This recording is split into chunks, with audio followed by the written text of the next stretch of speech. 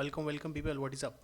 हम थे product and price mix के ऊपर। पार्ट 1 में हमने प्रोडक्ट मिक्स पूरा देख लिया था और प्राइस मिक्स हम अभी से देखेंगे। जिन लोगों का बीकॉम का एग्जाम है, सब कुछ इन 2 पार्ट में कवर हो जाएगा इस चैप्टर का। और जो लोग सिर्फ मार्केटिंग को स्टडी कर रहे हैं, बेसिक सारे जानना चाहते हैं, सारी चीज़ें कॉन्सेप्चुअली यहाँ पर कवर हुई है। जब हमने पार्ट 1 देखा था, उसके अंदर एक प्रोडक्ट मिक्स का पॉइंट रह गया था, प्रोडक्ट एलिमिनेशन का, वो खत्म होगा। फिर हम प्राइस मिक्स पूरा इस पार्ट में खत्म करेंगे। ये जो एक हमने देखा था, सिंप्लीफिकेशन और डाइवर्सिफिकेशन दोनों इंपॉर्टेंट है, ये हमने देखा था। अभी एक चीज़ जो रह जाती है प्रोडक्ट के मैनेजमेंट में, वो होती है प्रोडक्ट का एलिमिनेशन। प्रोडक्ट एलिमिनेशन और सिंप्लीफिकेशन में थोड़ा सा लोगों को समझने के लिए डिफरेंस मुश्किल आती है। अच्छे से देखते हैं। प्रोडक्ट एलिमिनेशन क्या होता है? It is the process of withdrawal of a product from the market. Simplification और एलिमिनेशन दोनों को अलग तरीके से समझाता है। एग्जांपल समझो, लेज़ के बहुत सारे फ्लेवर्स आते हैं। एक अनियन फ्लेवर को हमने अगर निकाल दिया तो वो सिंप्लीफिकेशन हुआ। एलिमिनेशन क्या हुआ कि हमने पूरे लेज़ को ही बाहर निकाल दिया, मार्केट से ही बाहर कर दिया। ठीक है। अगर हम देखते हैं कि अगर कोई प्रोडक्ट है, प्रोडक्ट लाइन के अंदर वो प्रॉफिटेबल नहीं है तो हम उसे निकालते हैं, वो ईजी डिसीजन होता है। लेकिन पूरे प्रोडक्ट को बाहर निकाल लेना, उसके एक प्रोसेस को फॉलो करना पड़ता है एलिमिनेशन के लिए। तो वो प्रोसेस क्या होती है? सबसे पहले हमें प्रोडक्ट को सेलेक्ट करना पड़ता है। हम जो प्रोडक्ट्स जिनका प्रॉफिट कम होता है, जिन्हें हम बनाना और नहीं चाहते किसी भी रीजन से, किसी दूसरे रीजन से, उन्हें हम कंसीडर करते हैं एलिमिनेशन के लिए। फिर हम कलेक्शन और एनालिसिस करते हैं इन्फॉर्मेशन का। कौन सी इन्फॉर्मेशन होती है? ऐसे फैक्टर्स जो हमारे एनालिसिस को अफेक्ट करेंगे। कौन से फैक्टर्स हैं वो?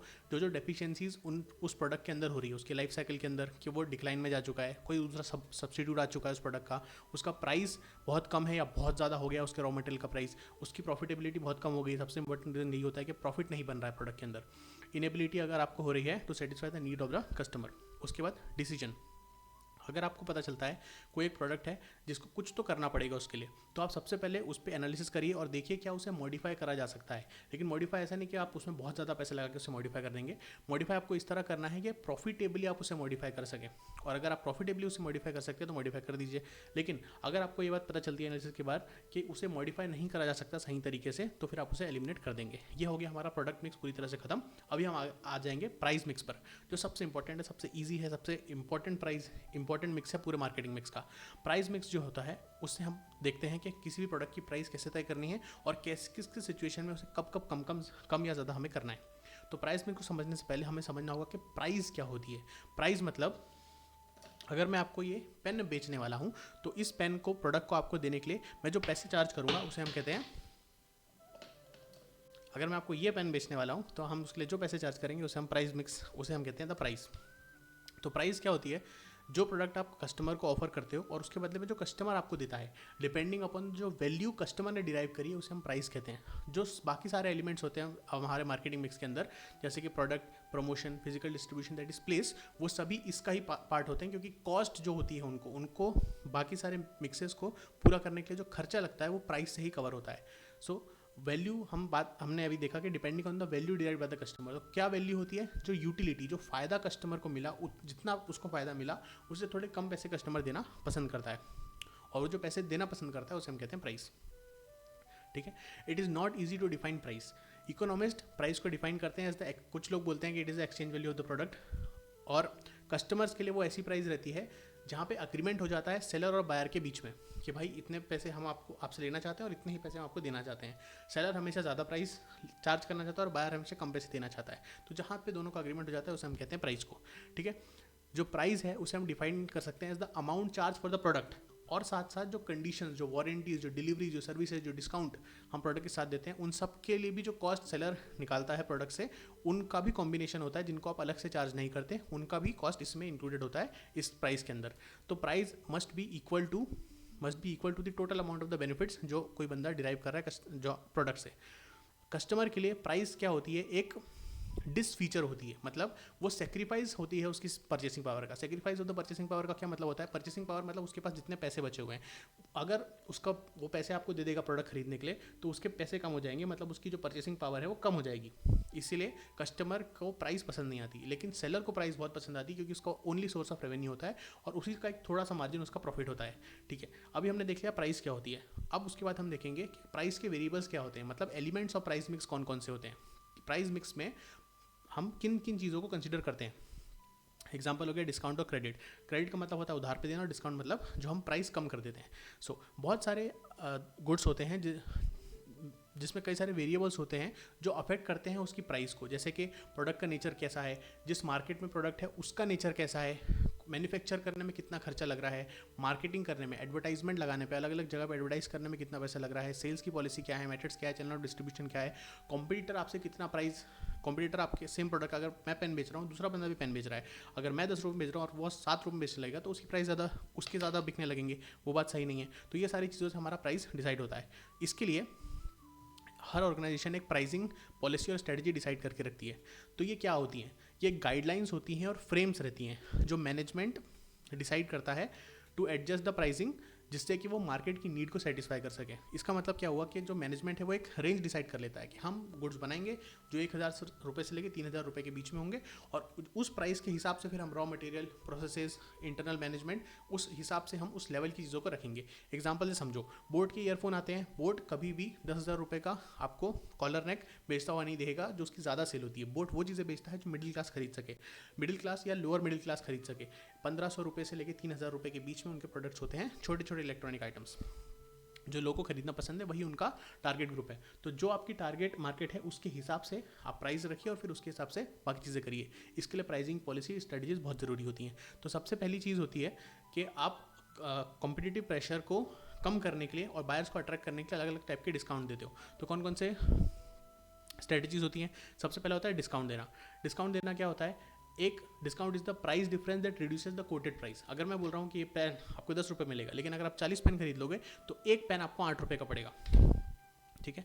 डिस्काउंट क्या होता है? This is the reduction by the seller, reduction given by the seller to the buyer. किस चीज़ के लिए मिलता है? फॉर डूइंग समथिंग और accepting something less, something accepting less of something.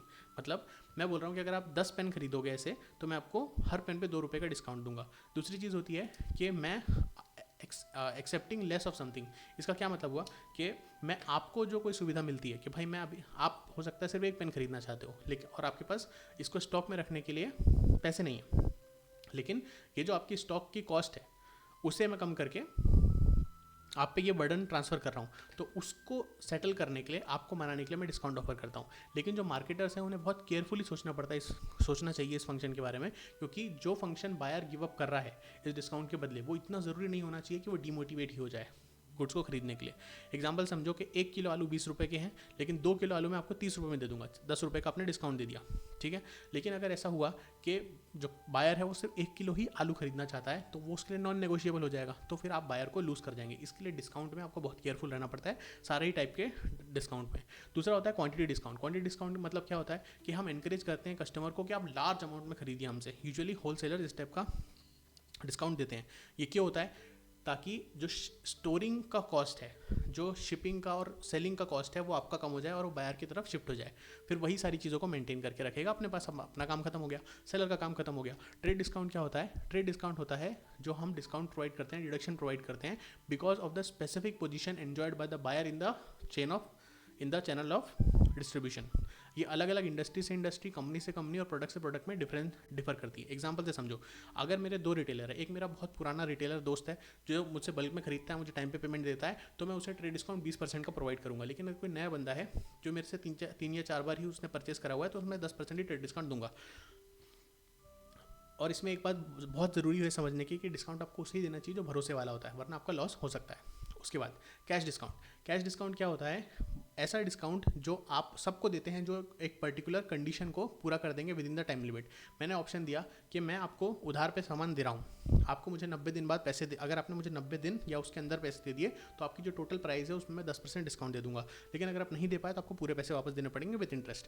तो जो भी कंडीशन को पूरा कर दे उसके लिए डिस्काउंट होता है। सीजनल डिस्काउंट क्या होता है? ये होता है ताकि जो बायर है हम उसे एनकरेज कर सकें कि डिमांड आने से पहले पहले वो स्टॉक अपने पास बना ले। इससे हम क्या करते हैं, जो स्टोरेज का हमें कॉस्ट लेना पड़ता है उसे हम शिफ्ट कर देते हैं बायर के ऊपर, और सेल को इवन आउट कर देते हैं थ्रू आउट द ईयर। जब सीजन होता है तब तो किसी चीज़ की डिमांड होती है, रेनकोट की डिमांड होती है, लेकिन जब बारिश आने वाली रहती है उसके पहले रेनकोट के स्टॉक भरना चालू कर देते हैं लोग। इससे जो रेनकोट है उसकी डिमांड इवन आउट हो जाती है पूरे साल के अंदर, और ये परमिट करता है द ईयर राउंड ऑपरेशन को। फिर दूसरी चीज़ होती है जो प्राइसिंग स्ट्रेटजीज में हम यूज़ करते हैं वो होती है टर्म्स ऑफ क्रेडिट। क्रेडिट का मतलब होता है चीज़ों को उधार पर देना, ठीक है। लेकिन हम कई बार देखते हैं छोटी दुकानों पे लिखा रहता है, छोटी का मेरा मतलब है रिटेल स्टोर्स, उधारी बंद लिखा रहता है। लेकिन उधारी बंद रखना बिजनेस के लिए अच्छा नहीं होता, उधारी चालू रखना पड़ता है। तो बंद क्यों लिखा रहता है? छोटी दुकानों पर कस्टमर को उधारी बंद रहती है, लेकिन जो बिजनेस टू बिजनेस होती है, एक बिजनेसमैन दूसरे बिजनेसमैन से जब डील करता है तो सारी चीज़ें उधार पर ही होती हैं। ऐसा क्यों होता है? देखो समझो, एक बंदा है सप्लायर, उसने एक सप्लायर है, उसने क्रेडिट पे मैन्युफैक्चर गुड्स दी, उसने फैक्ट्री में गुड्स बनाए रॉ मटेरियल को यूज़ करके, फिर उसने होलसेलर को क्रेडिट पे उधार पे गुड्स दिए, फिर उसने अलग अलग रिटेलर्स को गुड्स दिए, उसके बाद कस्टमर्स को उसने गुड्स बेच दिए उधार पे, कस्टमर्स ने पैसे लाके रिटेलर को दे दिए, उसने अपना प्रॉफिट रख के अपना पार्ट रख के होलसेलर को पैसे दे दिए, उसने फैक्ट्री वाले को दे दिए, उसने सप्लायर को दे दिए, सप्लायर के पास पैसे आ गए। लेकिन सिर्फ सप्लायर ने क्रेडिट दिया, उससे ये पूरी साइकिल हो गई और सब लोगों ने प्रॉफिट कमा लिया। फिर ये साइकिल जो है उतने ही पैसे से मल्टीपल टाइम रिपीट होती रहती है। तो इसीलिए कहते हैं क्रेडिट देना बहुत ज़रूरी होता है। अगर कोई कंपनी क्रेडिट ऑफर नहीं करेगी तो मार्केट बढ़ेगा नहीं, मार्केट बढ़ेगा नहीं तो इकोनॉमिक्स ऑफ स्केल नहीं मिलेंगी और एक्सपांशन नहीं हो पाएगा। Thus the expansion of the modern business is build upon credit, ऐसा कहा जाता है। क्रेडिट क्या है? It is the breath of the modern marketing effort. किसी भी फर्म का सर्वाइवल ज़रूरी है तो हो सकता है तो क्रेडिट पर ही हो सकता है, लेकिन it is a means of sales promotion. लेकिन जब भी आप किसी को क्रेडिट दे रहे हैं तो आपको इस बात को ध्यान में रखना है कि एक फाइनेंशियल मैटर है, आपको प्रूडेंट रहना है। प्रूडेंट रहने का मतलब जागरूक रहना है, देखना है कि कोई गलती तो नहीं हो रही। क्रेडिट आप उसको ही दे जो ट्रस्ट वर्दी हो, आपके पैसे को डुबा ना दे, क्योंकि एक बार अगर पैसे डूब गए तो ये साइकिल्स कई बार तक रुक जाएंगी, ठीक है। कई बार जो हम क्रेडिट प्रोवाइड करते हैं वो अलग अलग बिजनेस के हिसाब से अलग अलग होता है। यूजुअली जो बड़े बिजनेसेस होते हैं उसमें 60 to 95% चीज़ें क्रेडिट पर होती हैं। बिजनेस हाउसेज जो हैं वो होलसेलर को क्रेडिट पे देते हैं, होलसेलर रिटेलर को क्रेडिट पे देता है, रिटेलर कस्टमर को क्रेडिट पर चीज़ें प्रोवाइड करता है। फिर कस्टमर जो है वो हायर परचेज से या इंस्टॉलमेंट बेसिस पर हमसे गुड्स लेता है और फिर ये साइकिल चलती जाती है, जैसा कि हमने बताया। अभी ऑर्गेनाइजेशन अपनी क्रेडिट पॉलिसी को डिसाइड करती है डिपेंडिंग अपॉन उसका प्रोडक्ट कैसा है, उसकी मार्केटिंग कैसी हो रही है, उसके कस्टमर कैसे हैं, कॉम्पिटिटर कैसा है और क्रेडिट फैसिलिटी कैसी अवेलेबल है। फॉर एग्जांपल जो मोबाइल फ़ोन बेचती हैं, एप्पल वगैरह होते हैं, वो EMI पे चीज़ों को, क्रेडिट पे चीज़ों को ऑफर करते हैं। क्यों? क्योंकि बैंक से लोन मिलता है छोटी छोटी चीज़ों के लिए, पर्सनल लोन मिल जाता है इसके लिए। लेकिन अगर किसी चीज़ के लिए बैंक आपको लोन प्रोवाइड नहीं करता है तो ऑर्गेनाइजेशन भी उस चीज़ के लिए क्रेडिट प्रोवाइड नहीं करती है। एग्जाम्पल से समझो, दिवाली आने वाली है, सप्लायर टीवी फ्रिज वाले को 2 महीने के लिए क्रेडिट पे गुड्स दे देगा कि 3 महीने बाद मुझे पैसे दे देना, जब तेरी सेल हो जाएगी उसके बाद। दिवाली में 2 महीने वो सेल कर ले, 1 महीने सेल कर दे, उसके बाद पैसे वापस दे देता है, depending upon the nature of the market and product. अगली चीज़ होती है the resale price maintenance. Resale price maintenance थोड़ा सा ट्रिकी है समझने के लिए। जैसे कि मिनिमम सेलिंग प्राइस होती है, मिनिमम रिटेल प्राइस होती है कि अगर इसके ऊपर ये बॉक्स है, इसके ऊपर यहाँ लिखा है MRP इसकी 100 रुपये है, तो हम उससे कम में इसे नहीं बेच सकते या उससे ज़्यादा में उससे हम नहीं बेच सकते, उससे मैक्सिमम रिटेल प्राइस से ज़्यादा हम किसी प्रोडक्ट को नहीं बेच सकते। उसी तरह रीसेल प्राइस मेंटेनेंस होता है, मतलब जो मैन्युफैक्चरर है जिसने गुड्स बनाए वो जब होलसेलर को, रिटेलर को गुड्स बेचता है तो बोलता है कि इस प्राइस के नीचे प्रोडक्ट को मत बेचना। अब इसका क्या लॉजिक हुआ? अगर आप समझो एप्पल आईफोन की बहुत इज्जत होती है आज की तारीख में मार्केट में और लोग उससे बहुत खरीद रहे हैं। अगर 10-10 रुपये में कोई आईफोन बेचने लगे तो लोग तो पहले बहुत खुश हो जाएंगे, लेकिन फिर लोगों को लगेगा कि ये बहुत चीप प्रोडक्ट है, इसकी कोई क्वालिटी नहीं है, इसकी कोई क्रेडिबिलिटी नहीं है, और जो प्रेस्टीज एप्पल ने अपना बनाया है, जो स्टैंडर्ड उसने बनाया है इतने साल में, वो सब डूब जाएगा। इसीलिए इस चीज़ को मेंटेन करने के लिए, प्रिवेंट करने के लिए, अपनी क्वालिटी को मेंटेन करने के लिए, अपने ब्रांडिंग को मेंटेन करने के लिए ये रीसेल प्राइस मैकेनिज्म लगाया जाता है। तो अभी हमने देखा प्राइसिंग, उसकी पॉलिसीज क्या क्या रहती हैं। तो अब हम देखेंगे प्राइसिंग के इंपॉर्टेंस क्या क्या रहते हैं। सबसे पहला, प्राइसिंग मार्केटिंग के लिए बहुत ज़रूरी रहता है। जो प्राइस है बायर और सेलर दोनों के लिए ज़रूरी रहता है। प्राइस से डिनोट होती है जो वैल्यू कस्टमर को मिल रही है और जो पैसा सेलर को मिल रहा है, और प्राइस होती है जब दोनों एग्री करते हैं, बायर मैं इतने पैसे दूंगा, सेलर बोलता है मैं इतने पैसे दूंगा, जब दोनों मान जाते हैं तभी होती है, तभी कोई चीज़ सेल हो सकती है। तो मार्केट करने के लिए प्राइस बहुत ज़रूरी होती है। फिर प्राइस जो है वो एलोकेट करती है रिसोर्सेज को। रिसोर्सेज किस जगह पे आपको एलोकेट करनी है, किस जगह पे और रीएलोकेट करनी है, वो आप डिसाइड कर सकते हो प्राइस का रिडक्शन और प्राइस इंक्रीज करके। किसी जगह पे मान लो आपके पास पैसे ज़्यादा हो रहे हैं, पैसे हैं आपके, लेकिन आपको मार्केट शेयर बढ़ाना है तो आप प्राइस रिडक्शन कर दोगे। अगर आपने नए मार्केट में आप घुसे हो तो आप प्राइस के रिडक्शन कर दोगे। और अगर आपका गोल है कि अब मैं एक पर्टिकुलर मार्केट में स्टैब्लिश हो गया हूँ, मुझे अपनी अलग नीश बनानी है, तो आप प्राइस बढ़ा दोगे, डिफ्रेंसिएशन के लिए आप चले जाओगे। तो ये सब चीज़ें प्राइसिंग से होती है। Price determines the general standard of living. Price से रिफ्लेक्ट होता है कि परचेसिंग पावर लोगों की कितनी है। अगर चीज़ों में चीज़ों की परचेसिंग प्राइस कम रहेगी तो लोगों के पास परचेसिंग पावर, पैसा उनके हाथ में ज़्यादा बचेगा क्योंकि वो गुड्स के लिए कम पैसे देंगे। अगर उनके हाथ में ज़्यादा पैसा रहेगा तो उनका स्टैंडर्ड ऑफ लिविंग ज़्यादा रहेगा, वो अच्छी चीज़ों पर ज़्यादा खर्च कर पाएंगे और खर्चा कर पाएंगे।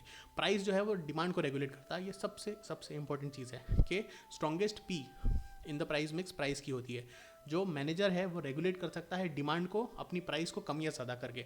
अगर उसे अपनी डिमांड को बढ़ाना है तो वो प्राइस को कम कर दे, अगर उसे डिमांड को कम करना है, कम भी करने की कई बार जरूरत होती है, तो अपनी प्राइस को बढ़ा दे। ठीक है। लेकिन जो लोग जब भी कोई मैनेजर इस चीज़ को करने की चेष्टा करता है, सोचता है, तो उसे ध्यान रखना चाहिए कि ये बहुत डेंजरस हो सकता है। अगर आपका प्राइसिंग गलत हो गया तो आपका पूरा मार्केटिंग प्रोग्राम बैठ जाएगा और आपको मार्केट में आपको सेम डिमांड कंट्रोल कभी नहीं मिल पाएगा। इसके लिए आपको ये एक्सपर्ट्स के थ्रू ही करना चाहिए। ठीक है। प्राइस जो है कॉम्पिटिटिव वेपन है। कहने का क्या मतलब हुआ कि जो आप मान लो आपका कोई बहुत फियर्स कॉम्पिटिटर है जो बहुत अच्छे प्रोडक्ट्स बनाता है और बहुत अच्छे प्रोडक्ट्स प्रोवाइड करता है, अगर आप सेम टाइप का प्रोडक्ट, करीब करीब सेम टाइप का प्रोडक्ट कम प्राइस में देने लगोगे तो सारा मार्केट आपके पास आ जाएगा। तो ये एक बहुत ज़्यादा कॉम्पिटिटिव वेपन की तरह काम करता है and it affects the entire planning process. उसके बाद है planning is the determinant of profitability. कितना प्राइस आप चार्ज कर रहे हो उससे आप पता चलेगा कि आप कितना प्रॉफिट कमा सकते हो। ठीक है, फर्म की प्रॉफिटेबिलिटी पता चलती है। प्राइस मिक्स को चेंज करके आप दूसरे एलिमेंट्स को कंट्रोल कर सकते हो और price changes are used frequently for defensive and offensive strategies. आप जिन लोगों ने पोर्टर बाबा के 5 फोर्सेस पढ़े हैं उसमें उन्होंने देखा है कि लोग एंट्री बैरियर्स लगा देते हैं किसी भी बिजनेस, किसी भी नई इंडस्ट्री के अंदर। प्राइस वो ऐसे होते हैं कि हम प्राइस को इतना कम कर देंगे। डीमार्ट ने इतना कम प्राइस कर दिया है कि जो भी बंदा होलसेल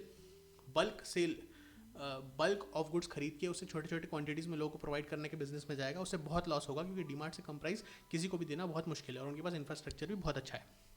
ठीक है, तो जितने मार्केटिंग प्लानर्स होते हैं उन्हें बहुत एक्यूरेट और प्लान्ड प्राइसिंग डिसीजंस लेने पड़ते हैं क्योंकि वो गलत भी हो सकते हैं और उसके फ़ायदे हमने ऊपर देख लिए। अभी प्राइसिंग को कौन कौन से फैक्टर्स हैं, ऐसे कौन कौन से फैक्टर्स हैं जो प्राइसिंग को इन्फ्लुएंस करते हैं। सबसे पहली बात, मार्केटिंग एग्जीक्यूटिव जो है वो प्राइस को डिसाइड करता है एक अपर लिमिट और लोअर लिमिट के बीच में। मार्केटिंग एग्जीक्यूटिव यही करता है। तो मेन प्राइस कैसे डिसाइड होती है, वो डिसाइड करते हैं जो फाइनल लेवल पे जब गुड बन जाता है उसके बाद उसे डिसाइड करा जाता है कि क्या क्वालिटी रही।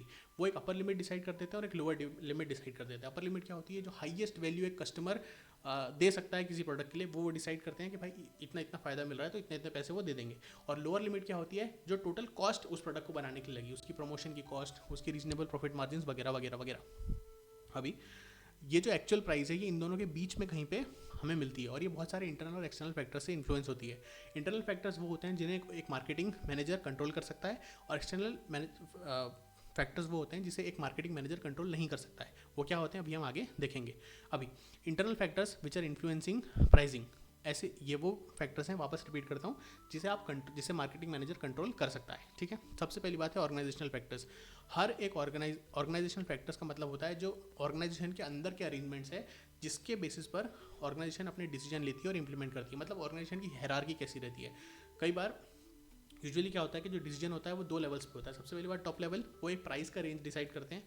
उसके बाद लोअर लेवल जो होता है वो असल में प्राइसिंग डिसीजन लेता है कि उस रेंज के अंदर किस पॉइंट पर अपर लेवल मैनेजमेंट डिसाइड कर दिया कि 2000 से 4000 के बीच में हम ईयरफोन बेचेंगे, लेकिन लोअर लेवल मैनेजमेंट जब प्रोडक्ट बनता है किस तरह से बनेगा वो डिसाइड करेंगे हम 3500 रुपये में बेचेंगे। फिर जब ये डिसीजन होते हैं तो उसमें कई बार कंप्यूटर्स की भी हेल्प ली जाती है, कई बार ये सेंट्रलाइज भी होते हैं, कई बार डिसेंट्रलाइज भी होते हैं। एग्जाम्पल से समझो, जब फ्रेंचाइजिंग सिस्टम होता है, मतलब बाटा के शूज़ होते हैं या नाइकी के शूज़ बिकते हैं, फ्रेंचाइजी होती है तो उसमें सेंट्रलाइज प्राइसिंग होती है, सब जगह पे एक ही प्राइस रहता है। डिसेंट्रलाइज में क्या होता है, फॉरेक्स, बिटकॉइन, शेयर मार्केट जो होता है वो डिसेंट्रलाइज होता है, अलग अलग जगह पे और अलग अलग टाइम पे उसकी प्राइसिंग ऊपर नीचे होती रहती है। 10, जो ऑर्गेनाइजेशन है वो इन्फ्लुएंस करती है प्राइसिंग, ऑर्गेनाइजेशन किस तरीके से बनी है वो इन्फ्लुएंस करती है प्राइसिंग डिसीजन को। उसके बाद मार्केटिंग मिक्स के जो सारे पीस हैं, प्रोडक्ट, प्रमोशन और फिजिकल डिस्ट्रीब्यूशन, वो प्राइस को बहुत ज़्यादा अफेक्ट करते हैं। ये सारे मिलकर ही टोटल मार्केटिंग स्ट्रेटजी को बनाते हैं और किसी को भी and people should avoid conflict with in themselves. ये सबको एक हार्मनी में काम करना चाहिए और अगर ऐसा नहीं करेंगे तो बहुत ज़्यादा डिजास्टरस रिजल्ट आपको मिलेंगे। ठीक है, अगर मैंने डिसाइड करा कि मैं रॉ मटेरियल 1000 रुपये पर किलो का खरीदूंगा, लेकिन और बाद में ये अपनी पॉलिसी चेंज करके कर दिया कि मैं 10,000 रुपये पर किलो वाले रॉ मटेरियल को यूज़ करूँगा, तो उससे मेरी ओवरऑल कॉस्ट ऑफ प्रोडक्शन बढ़ जाएगी। लेकिन मैं मान लो प्राइस चेंज ना करूँ, उसे कस्टमर पे आगे उसे शिफ्ट ना करूँ और उसके लिए प्रॉपर मार्केटिंग ना करूँ, उसके लिए प्रॉपर प्रमोशन ना करूँ, तो फिर ये पूरा सिस्टम बैठ जाएगा। इसलिए मार्केटिंग मिक्स भी प्राइसिंग को इन्फ्लुएंस करती है। उसके बाद प्रोडक्ट का डिफरेंशिएशन, जो प्रोडक्ट है वो डिस्टिंक्ट हम बनाते हैं, हमने ऊपर देखा था प्रोडक्ट डिफरेंशिएशन क्या होता है। वो रियल या इमेजिनरी डिस्टिंक्शन हम बनाते हैं पैकेज को यूज़ करके, डिज़ाइन को यूज़ करके, कलर को यूज़ करके, शेप को यूज़ करके, या एडवर्टाइजिंग थीम को यूज़ करके। डिफरेंट प्राइसिंग अलग अलग प्रोडक्ट के लिए हम करते हैं। एग्जांपल से समझो कि एक चॉकलेट होती है जिसे हम कहते हैं कैडबरी, जो 10 रुपये की आती है, हम बचपन से खा रहे हैं। लेकिन एक और चॉकलेट होती है जो फरेरो रोशर, जो 800 रुपये का एक बड़ा डब्बा आता है उसका, उसमें क्या होता है हमें नहीं पता, लेकिन वो ब्रांडिंग है अलग। दोनों ही dark chocolate, black chocolate, brown chocolate से बनती है, लेकिन और टेस्ट भी दोनों का लोग कहते हैं सेम ही होता है। लेकिन वो जिस तरीके से बनती है, जिस तरह से ब्रांड होती है, जिस तरह उसका कलर होता है, जितनी उसकी रेपुटेशन है, उसके हिसाब से प्राइसिंग उसकी अफेक्ट हो जाती है। प्रोडक्ट की कॉस्ट का मतलब होता है price of the cost plus the profit, मतलब कितनी खर्चा मुझे लगा उसके ऊपर मैं अपना थोड़ा सा मार्जिन ऐड करूँगा और फिर उस चीज़ को हम चार्ज करेंगे। ऐसा लोग कहते हैं कि प्राइस जो होती है किसी प्रोडक्ट की वो कॉस्ट से डिसाइड होती है, लेकिन असल में ऐसा होता है मार्केट डिटरमिन करता है किसी भी प्रोडक्ट की प्राइस को, और प्राइस डिटरमिन करती है कॉस्ट को। कहने का क्या मतलब हुआ, लोगों को लगता है कि पहले डिसाइड होता है कि मैं 1,00,000 रुपये खर्चा करूँगा, जिसमें मैं 10 रुपये का एक 5 रुपये का एक पेन बनाऊंगा, जिसे मैं 7 रुपये में बेचूंगा, और 7 रुपये में बेचूंगा, बॉल पेन में बनाऊंगा। लेकिन ऐसा हो सकता है कि जिस मार्केट में आप घुसना चाहते हैं उसमें बहुत सारे कॉम्पिटिटर्स हैं जो 5 रुपये का पेन प्रोवाइड कर रहे हैं, तो आपकी जो टोटल कॉस्ट है वो 4 या 4.5 रुपये पर पेन के हिसाब से हो सकती है। एग्जाम्पल से समझो कि अगर मैं दूध बेच रहा हूँ, ठीक है, अगर मैं दूध बेच रहा हूँ और पूरे मार्केट में 55 रुपये पर लीटर के हिसाब से दूध मिलता है, तो मैं बहुत अच्छी क्वालिटी, अगर मैं बोलूँ कि मैं क्वालिटी बहुत अच्छी ले आऊँगा, लेकिन सेम मार्केट में जो मिडिल क्लास लोग हैं उनको ही मैं 300 रुपये पर लीटर के हिसाब से दूध बेचूंगा, तो क्या वो होगा? ऐसा नहीं होगा। तो जो प्राइस ऑलरेडी मार्केट ने डिसाइड कर रखी है उसके हिसाब से मुझे जाना पड़ेगा, और उसके हिसाब से मेरी कॉस्टिंग और बाकी सारी चीज़ों को मुझे डिसाइड करना पड़ेगा। ये इंपॉर्टेंट है कि समझ में लोगों को नहीं आता है। फिर प्रोडक्ट लाइफ साइकिल कैसे प्राइसिंग को डिसाइड करती है? प्रोडक्ट लाइफ साइकिल के अलग अलग स्टेजेस में अलग अलग प्राइसिंग होती है। हमने देखा कि 4 स्टेजेस होती हैं। जब इंट्रोडक्शन स्टेज होता है तो हम प्राइसेस को कम रखते हैं ताकि मार्केट में हम अंदर घुस सकें।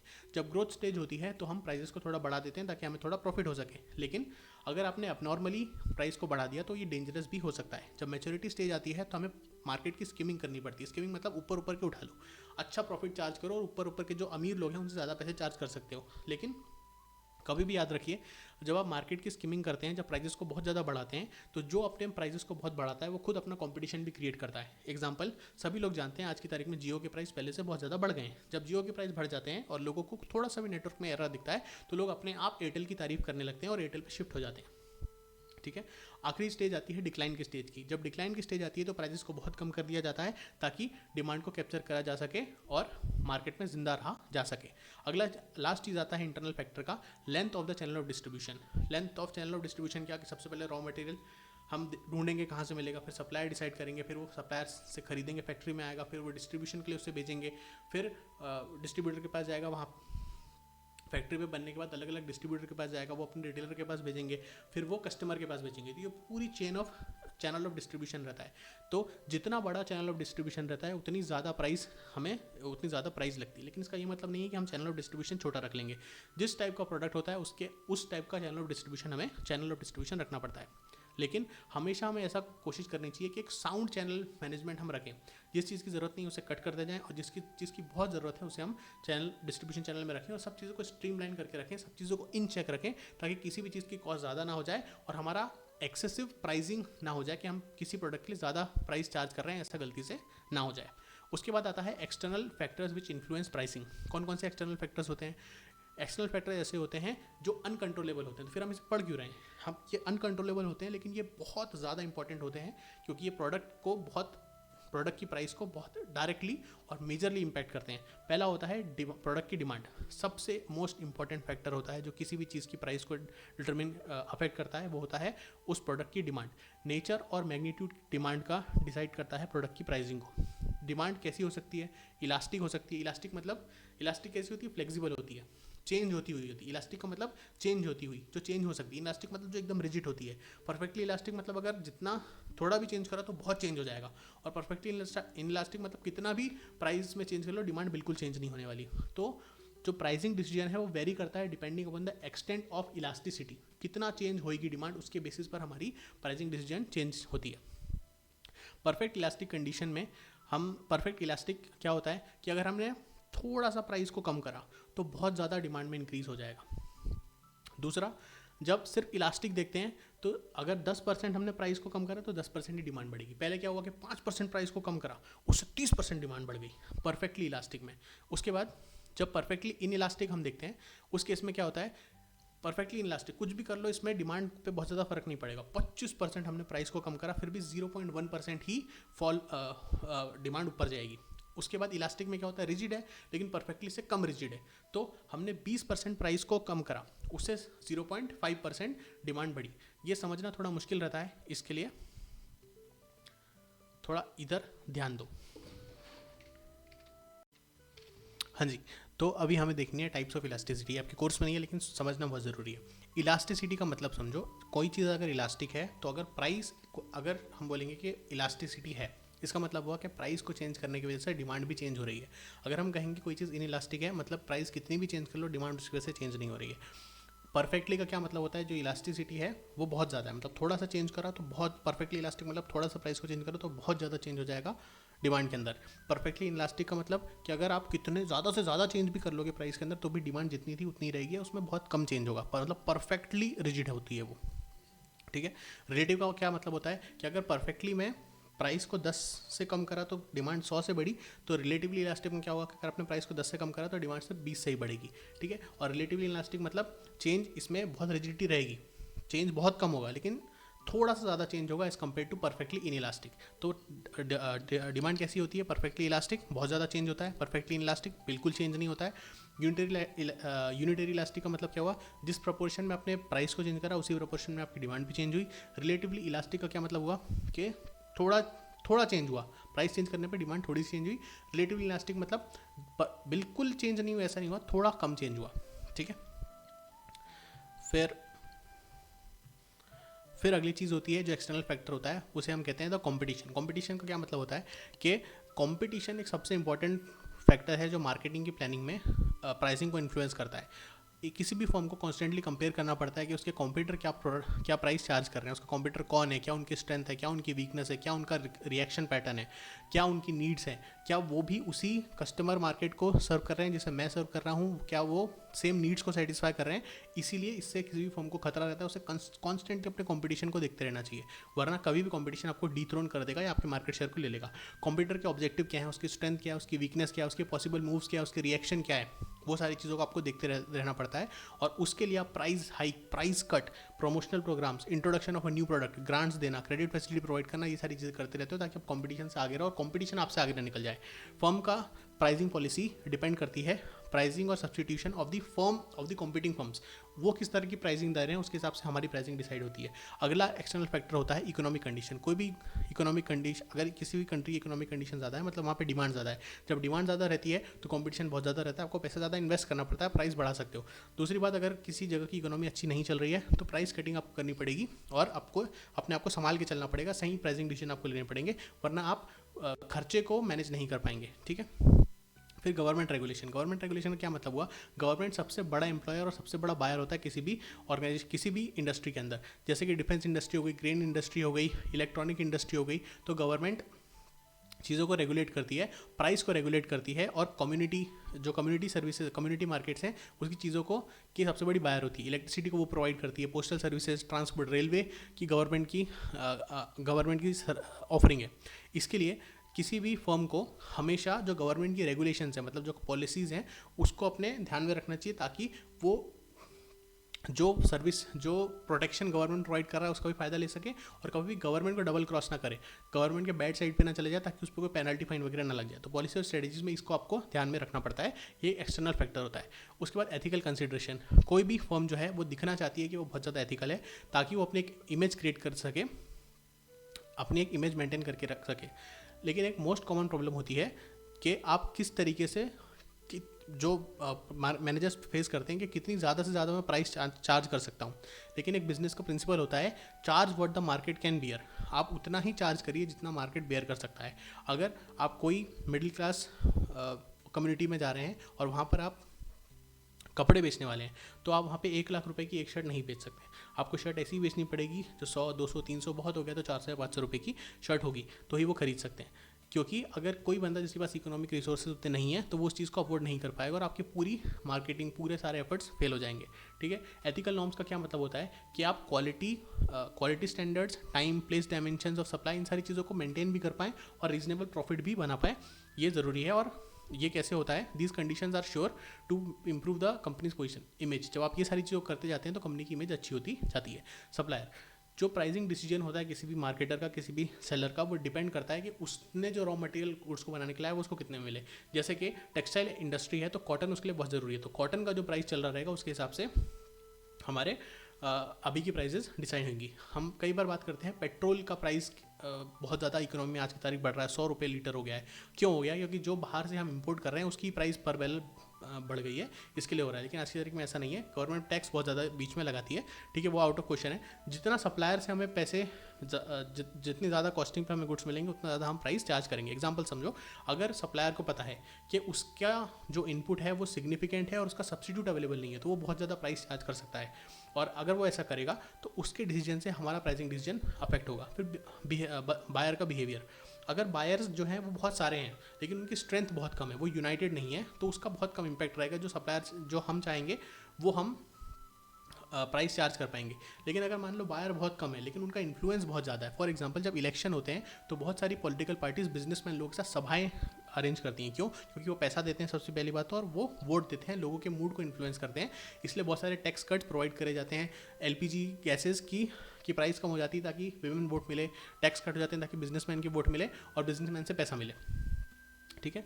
A firm can not have an identical pricing policy for different types of customers. अलग अलग टाइप के कस्टमर के लिए अलग अलग प्राइसिंग पॉलिसी रहनी चाहिए, उनके बिहेवियर के हिसाब से और जो चीज़ वो चाहते हैं उसके हिसाब से। तो जो प्राइसिंग डिसीजन है उसके लिए आपको किसी भी मैनेजर को कंट्रोलेबल और अनकंट्रोलेबल फैक्टर्स दोनों के बारे में पता होनी चाहिए, और वो दोनों ही प्राइसिंग को इम्पैक्ट करते हैं। और जब आप प्राइसिंग पॉलिसी और स्ट्रेटजीज बनाओगे तो उन दोनों को समझो और उसके हिसाब से अपनी पॉलिसी को बनाओ। तो हम तब से देख रहे हैं कि प्राइसिंग पॉलिसी होती है, तो क्या मेथड रहती है जिसको यूज़ करके हम प्राइस डिसाइड करते हैं। तो इसके लिए हम मेथड्स देखेंगे। सबसे पहली बात, कंपनी के पास कुछ ऑप्शंस रहते हैं जिससे वो डिसाइड करता है कि किस बेसिस पर या क्या प्राइस पे मुझे गुड्स को चार्ज करना है। सबसे पहली होती है कॉस्ट ओरिएंटेड प्राइसिंग स्ट्रेटजी। नाम से ही पता चल रहा है कॉस्ट के बेसिस पर कितना मुझे खर्चा हो रहा है उसके हिसाब से मैं पैसे चार्ज करूंगा। इसके अंदर दो मेथड्स होती हैं, सब मेथड्स दो होती हैं, एक कॉस्ट प्लस प्राइसिंग और एक टारगेट रिटर्न प्राइसिंग। पहली होती है कॉस्ट प्लस प्राइसिंग या मार्कअप प्राइसिंग। इसमें क्या होता है, ये बेस्ट अप्रोच है प्राइसिंग के लिए, सबसे सिंपल होती है। सेलर बोलता है कि मेरे को एक प्रोडक्ट बनाने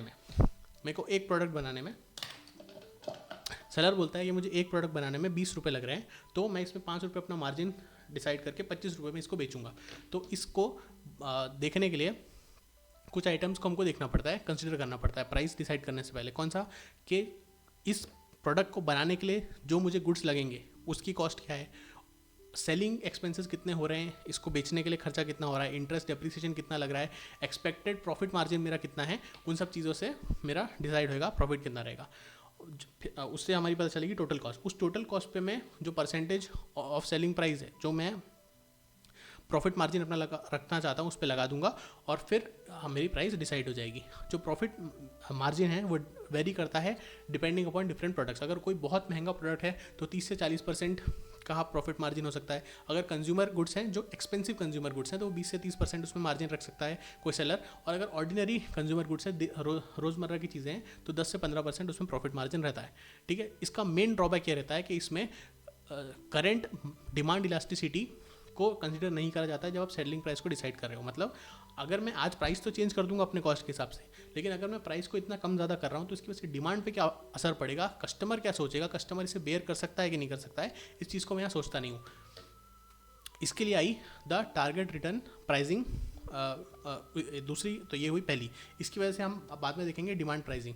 पहले दूसरा टाइप हुआ that the target return pricing या टारगेट प्राइसिंग। इसमें क्या होता है, ये मोस्ट कॉमनली यूज्ड है। इसमें क्या होता है कि आप पहले देखते हो कि आपको कॉस्ट कितनी लगने वाली है, उस कॉस्ट के जो लेवल है उसके बेसिस पर आप एक प्री डिटरमिन्ड प्रॉफिट डिसाइड करके कि कम से कम मुझे, अगर मैं 40 लाख की सेल करूंगा तो कम से कम मुझे 5 लाख का प्रॉफिट तो होना ही चाहिए।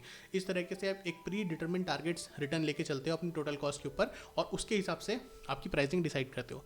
ये किस टाइप के प्रोडक्ट्स के लिए होती है, जो high value consumer durable goods होते हैं, हाई वैल्यू महंगे डिफेंस इक्विपमेंट, महंगी चीज़, जो इंजीनियरिंग प्रोडक्ट्स होते हैं, मशीन होती है, बड़ी बड़ी मैन्युफैक्चरिंग के सेट्स लगते हैं, सप्लाई चेन लगती है, तो उसकी जो प्राइसिंग होती है वो इस तरह से होती है जो प्री डिटरमिन्ड होती है पहले से। इसके लिए सबसे पहले प्राइस डिसाइड नहीं होती, इसमें सबसे पहले कॉस्ट डिसाइड करनी पड़ती है कि कितना खर्चा होगा।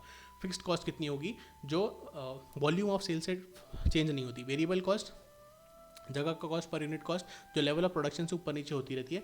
फिर हम ब्रेक इवन वॉल्यूम देखते हैं। ब्रेक इवन वॉल्यूम क्या होता है, वो वॉल्यूम, उतना सेल जिस पे मुझे ना प्रॉफिट होगा ना लॉस होगा, मतलब जितना मुझे टोटल पैसा मिला is equal to total cost मुझे, मतलब मुझे ना नफा हुआ ना मुझे नुकसान हुआ। तो पहले हम ब्रेक इवन निकालते हैं, ब्रेक इवन लेवल के ऊपर हम कितना प्रॉफिट चाहते हैं उसमें ऐड करते हैं, और वो रहता है हमारा एक्सपेक्टेड टोटल रिटर्न किसी भी इस मेथड ऑफ प्राइसिंग में।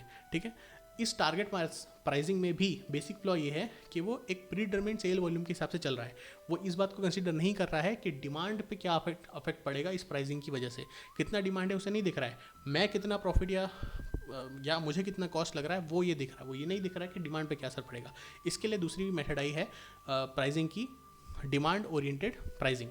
डिमांड ओरिएंटेड प्राइसिंग स्ट्रेटजी क्या होती है, इस केस में डिमांड को इग्नोर नहीं करा जा सकता है, क्योंकि pricing is decided by the, किसी भी प्रोडक्ट की प्राइसिंग कैसे डिसाइड होती है, उसकी इंटेंसिटी ऑफ डिमांड कैसी। अगर कोई लोग किसी चीज़ को बहुत इंटेंसली चाहते हैं तो उसकी प्राइस बहुत ज़्यादा रहेगी। और कंज्यूमर का परसेप्शन कैसा है, अगर कस्टमर को लगता है कि इस प्रोडक्ट से अगर मैं लिखूंगा, जो लिखूंगा वो सत्य हो जाएगा, तो इसके लिए इसकी डिमांड बहुत ज़्यादा रहेगी और इसकी प्राइस बहुत ज़्यादा रहेगी। लेकिन अगर लोग सोचते हैं ऐसे बहुत सारे पेन है, पेन ही तो है, तो 5 रुपये इसकी प्राइस रहेगी। दो मेथड इसमें होती है प्राइसिंग की, पहली होती है द परसीव्ड वैल्यू प्राइसिंग और दूसरी होती है demand differential pricing. Perceived value pricing का मतलब क्या होता है, जो वैल्यू हम प्राइस करते हैं based on the perceived value of the product, and this is done with product positioning. हमने प्रोडक्ट पोजीशनिंग देखी थी टारगेट मार्केट में, आपने प्रोडक्ट को पोजीशन करा कस्टमर के माइंड के अंदर, फिर आप सोचते हो कि कस्टमर कितना पैसा इसके लिए देने के लिए तैयार होगा, और उसके हिसाब से हम प्राइस डिसाइड करते हैं। हमने सोचा कि हम ये पेन प्रोवाइड कर रहे हैं जिसमें हमने सोने का काम करा है, यहाँ पे चांदी से लिख रखा है, और हम इसे बेचेंगे अनिल अंबानी जी को और अडानी जी को हम इसको बेचेंगे। जब उनको बेचेंगे तो हम सोचेंगे कि वो कितना पैसा इसके लिए देने के लिए तैयार हो जाएंगे। हमें ऐसा लगेगा कि वो कम से कम हमें कुछ नहीं तो एक पेन के 2-3 लाख रुपये तो देंगे, तो हम प्राइस करेंगे इसका 1.5 लाख रुपये, एक पेन का प्राइस हम रखेंगे। तो जितना परसेप्शन है उसके बेसिस पर हम प्राइसिंग करते हैं। लेकिन इसमें सबसे ज़्यादा मुश्किल होता है एक रियलिस्टिक एस्टीमेट बनाना कि कितना परसेप्शन रहेगा। अगर आपने ओवर एस्टिमेट कर दिया तो आप ओवर प्राइस कर दोगे, और अगर आपने अंडर एस्टिमेट कर दिया तो आपका प्रॉफिट कम हो जाएगा। तो मार्केट फीडबैक इसके लिए बहुत ज़रूरी होता है करेक्ट आइडिया लेने के लिए परसीव्ड वैल्यू का।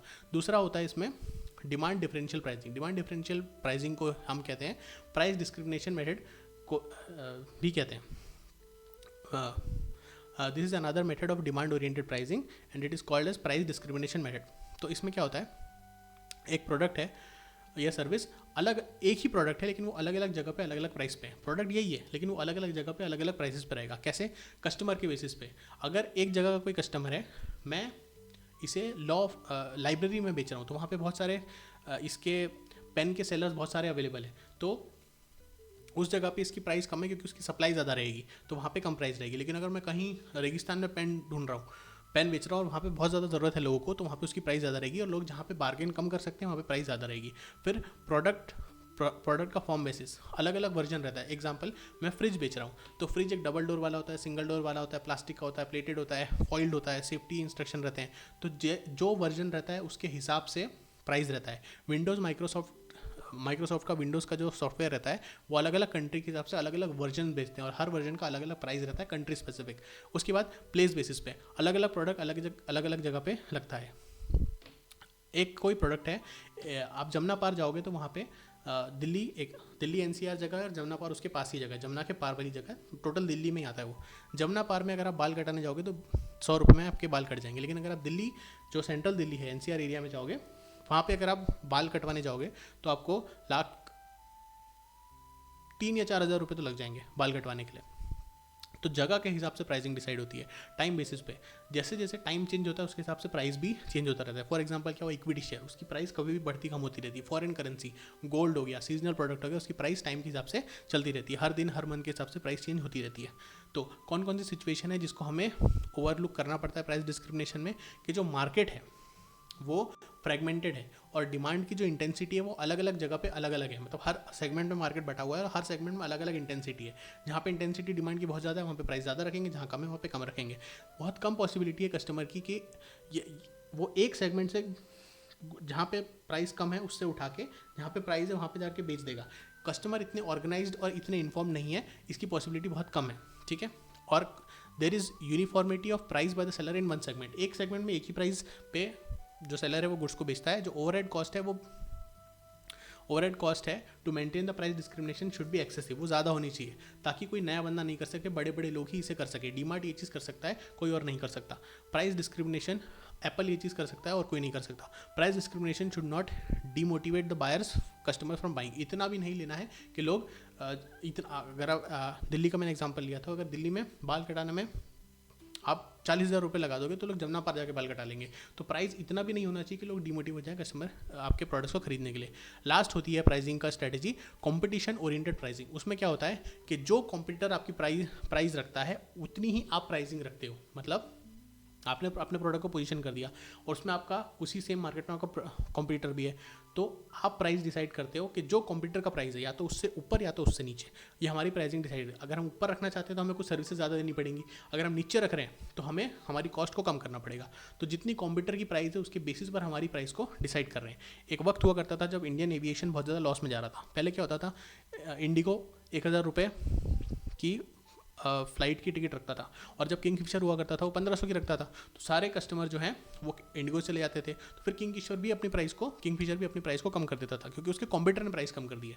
ठीक है, इसीलिए। और क्यों, जब इस तरह की चीज़ें होती हैं तो लोग चूज़ करते हैं फाइनल प्राइसिंग के बेसिस पर। तो कॉम्पिटिटर की प्राइसिंग के हिसाब से यहाँ पे प्राइस डिसाइड होती है। सो हमने सारी स्ट्रेटजी और मेथड देख ली और इसमें से कोई भी मार्केटर को डिसाइड करना पड़ता है कि किस मेथड से उसे प्राइसिंग करनी है। आज की तारीख में ये चीज़ें रिडंडेंट हो गई हैं लेकिन हेल्पफुल है चीज़ों को समझने के लिए।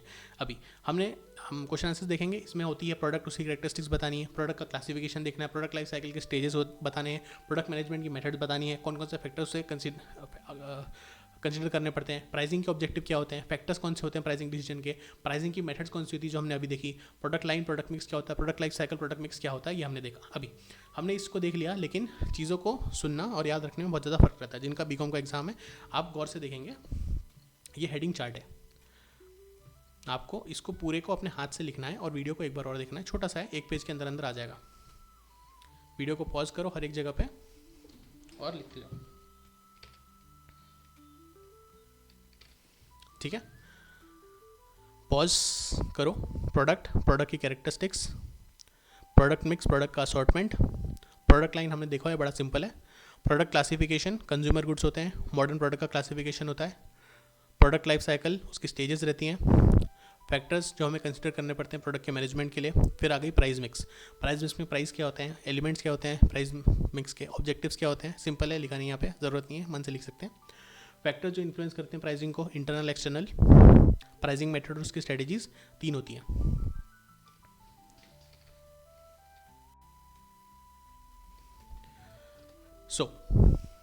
आपने सब चीज़ों को लिख लिया। अभी देखो,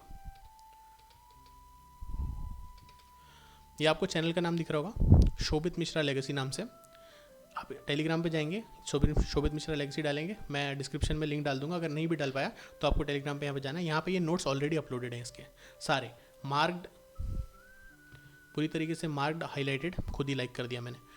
मार्क्ड हाईलाइटेड नोट्स सारे यहाँ पर अवेलेबल है। तो आपको क्या करना है, आपको जिस भी स्क्रीन पे आप देख रहे हैं उसमें स्क्रीन को 2 हिस्सों में बांट लेना है।